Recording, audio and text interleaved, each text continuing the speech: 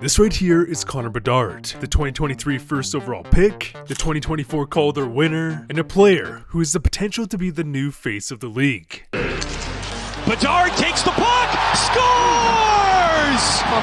What a goal by Connor Bedard! Bedard down low. Bedard! Across style score! Bedard now, Main Street, he scores! It's over!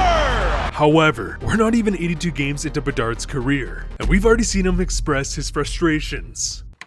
We're not just going to be happy that we stayed in the game. We're all NHL players, and that's not the goal.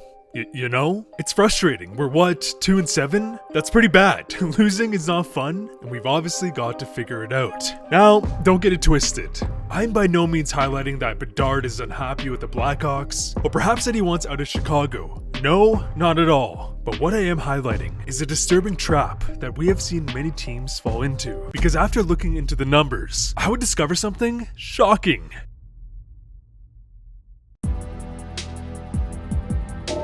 Throughout the history of the NHL, we have seen many iterations of a dynasty. Bouncing puck, they score! On the ice to celebrate.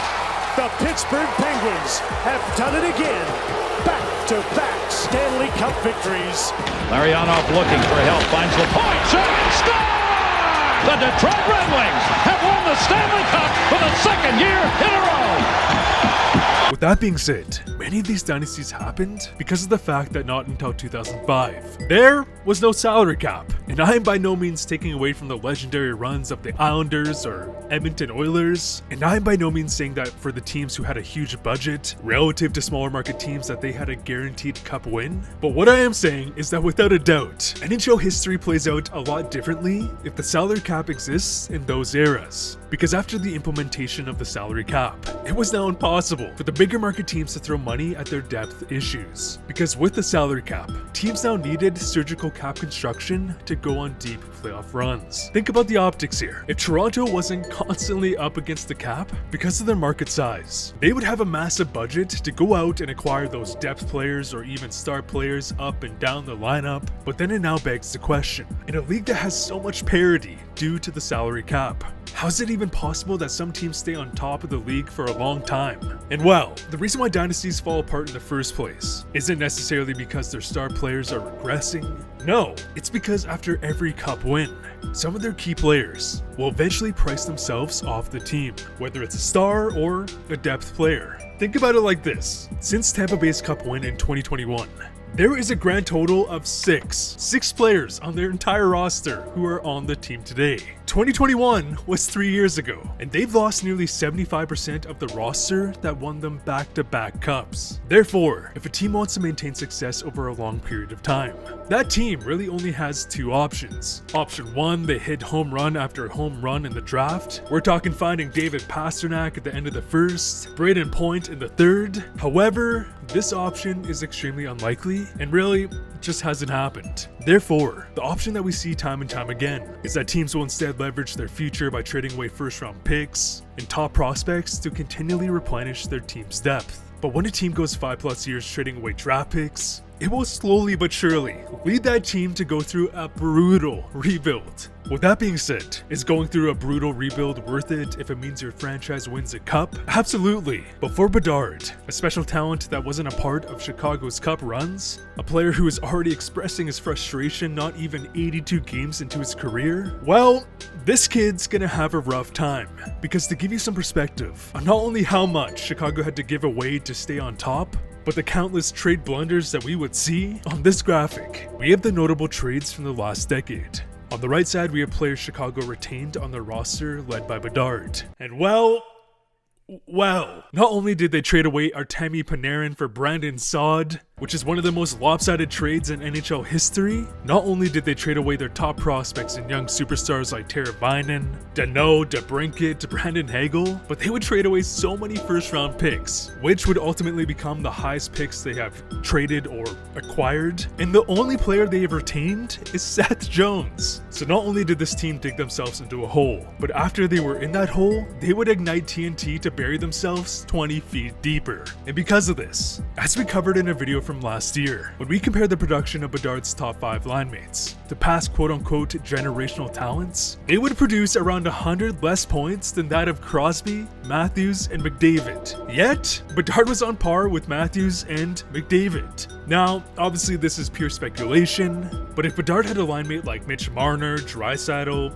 even sprinkle in some Mario Lemieux, I can almost guarantee you that Connor Bedard would have been well over point per game. Why, you ask? Well, it's simple. Spacing. When a team knows that you have a thin roster in terms of depth and star players, their defensive game plan is so simple. Match up their top shutdown center against Bedard, and set up plays to ensure that Bedard is getting covered shift after shift, if not, double teamed. Think about it this way, when Draisaitl and McDavid are playing together, even if the other team sends out a silky winner, they now have to have a constant inner dialogue on who they should be covering shift after shift, if not second by second. Oh, where did McDavid go? Redirected, there's McDavid and he scores! Put it right underneath the bar and Edmonton regains the lead! Switch up the defense or Draisaitl will become wide open. David. Draisaitl score! Now, no offense, but I don't think as many players are worried as to where Nick Foligno is compared to Leon Draisaitl, because if we look back to his rookie season, many if not most of his points were from broken plays. Bedard takes the puck, scores! What a Indoor scoring off the rush. They have numbers in the zone. Here's Bedard with a shot, scores! What a goal! Ostarinen took his eye off the puck, and guess who? Connor Bedard scores! AKA, Bedard is the sole driver of the offense shift after shift. And because they realized that they had to blow up the team in order to hopefully win the lottery, they would leave Bedard with nothing. Because if we take a look at teams who had a quote-unquote dynasty in the modern era, we have Detroit, the Blackhawks, Penguins, and borderline, the LA Kings. But here's the thing. The Penguins, Blackhawks, and Red Wings, at the end of their dominance, would trade away so many future pieces in order to stay relevant that they would blow up in their faces. When they did decide to draft, they would swing and miss year after year. Whereas, if we take a look at the LA Kings, well, they would do it differently. This team is still led by franchise players in Kopitar and Drew Doughty, players who know what it takes to not only be successful, but to win multiple Stanley Cups. And even though they did trade away some of their future pieces in order to win those cups, even though they made a horrendous Pierre-Luc Dubois trade, because they were okay with finishing at the bottom of the standings, without the need to blow up their team by trading away all their players and franchise pieces, they now have some of the top young stars and a player like Brian Clark, to the backhand, forehand, scores! Quinton Byfield, Around one man in on goal, scores!